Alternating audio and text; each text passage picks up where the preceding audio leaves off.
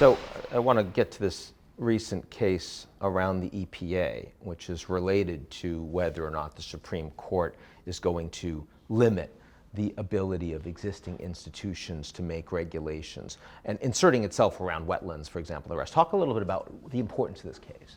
Yeah, well, first of all, you're right. We have a Supreme Court that is very skeptical of the power of federal agencies to enforce and make regulations.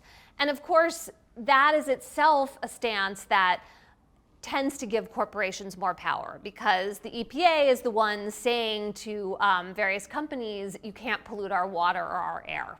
So in this particular case, a couple in Idaho sued, and the court has really cut back in response to this lawsuit on how much the EPA can regulate wetlands. The technical dispute in the case is about the word adjoining in the Clean Water Act. When is a wetland adjoining a U.S. river or ocean, whatever? But the upshot of this is that millions of acres that have been regulated up till now won't be anymore. And so when you think about the record of the Clean Water Act, which has been really important for preserving and cleaning up Americans' waterways and rivers, now the EPA has a lot less reach to do that.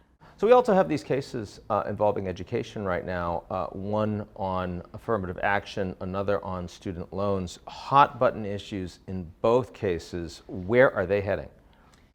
Well, it looked at oral argument like the Supreme Court was ready to end race-based affirmative action. These are lawsuits against Harvard and the University of North Carolina, and the justices seemed skeptical that race-based affirmative action is consistent with the conservative justices, with their view of the Constitution as being totally race-blind. And there are also issues in that case about the way in which Asian American applicants have been treated, especially by Harvard. And the student loan issue? Yeah, so this is a challenge to President Biden's loan forgiveness program. And there is a boring but important technical problem with the plaintiff's case.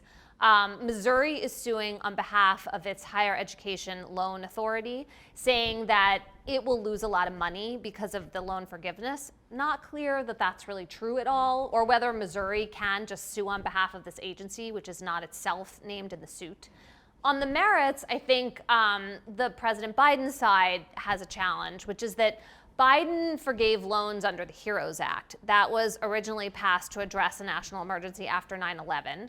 It's been extended. The idea is that the loan forgiveness is necessary for pandemic relief. Which is now over. Right. The national emergency for COVID ended in May. The Biden administration says, well, there can still be bad financial impacts on people rolling out from the pandemic. We'll see whether the court accepts that explanation.